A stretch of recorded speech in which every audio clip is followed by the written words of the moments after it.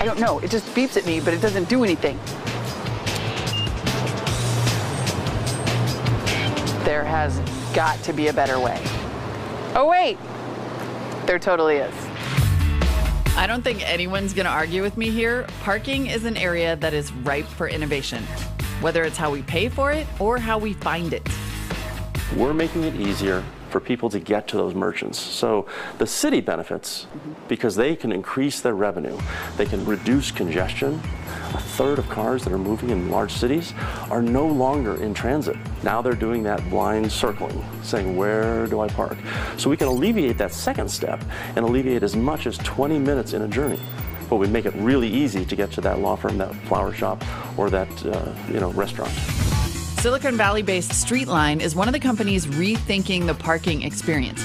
They're building tech so drivers can more easily find parking by showing what spaces are open or occupied. So is this active data for an area? Yes. So we can also get a bird's eye view of how many cars are parked. So right now, we know down to individual spaces what spaces are full and not.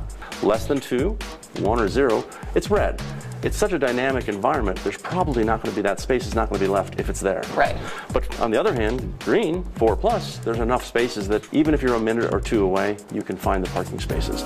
To create these data-rich maps, engineers have designed wireless sensors, which they embed into the ground in parking spaces. And so now this is the hardware. This is the sensor? Here's the sensor. So the sensor is a wireless 2.4 gigahertz little mesh networked wonder. Right. And the system is put into the pavement. So a car pulls in to a spot with a sensor, and then over here we see the car.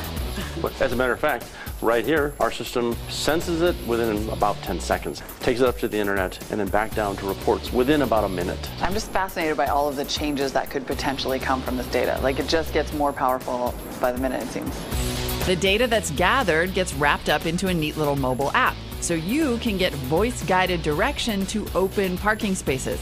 Now this, I had to try. I'm gonna go on a hunt for a parking spot here in downtown San Mateo. It says there's only 17, so I better get moving. Parking nearby. Ooh, parking nearby. Let's go find some. That guy doesn't want my parking spot, I guess. Okay, you'll be sorry. There's only 17 parking spots in the whole town. Operation Find Parking. This is officially the most stressful part of the day. This doesn't feel like the safest thing ever. Oh, I see. Now the line connects to where there's parking. Okay, so let's see what happens if I turn right. Turn right onto East 3rd. That's us. Let's see if this will just guide us in. 300 feet. 150 feet. I don't see any spots. There better be a spot right here. Look at that. Right where the red dot is. Whoa. Look at that. Well done. Not bad. I wish it was built into the app so I didn't have to like kind of come out into parking, but yeah, boom, found it. You can start to imagine the possibilities when sensors are everywhere and this kind of data is always available. So what does the future look like when every parking space has a sensor, potentially every device has some kind of interface for finding parking? Right. Well, and that's a good point. This is a start, right? A mobile app is a start. But where we really want to push that data is to where the consumers are. Where are they? They're in their cars. They're using nav systems. So we provide that data on an API interface or some sort of data feed to those car manufacturers. They can put that in, integrate it with real-time traffic, integrate it with navigation, integrate it with other services, and bring it all together. Now, parking isn't totally caveman like it used to be. For example, I have a whole collection of apps that let me park anywhere, no quarters necessary. So I'm just gonna put a little time on the meter. Let's just do 15 minutes because let's do even less. 9 minutes, I'm just gonna go grab a cup of coffee. Start parking.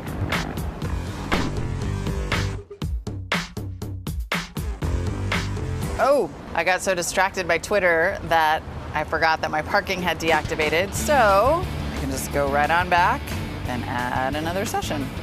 I think I need like, I don't know, just 10 more minutes in the sun. Okay, now I'm good.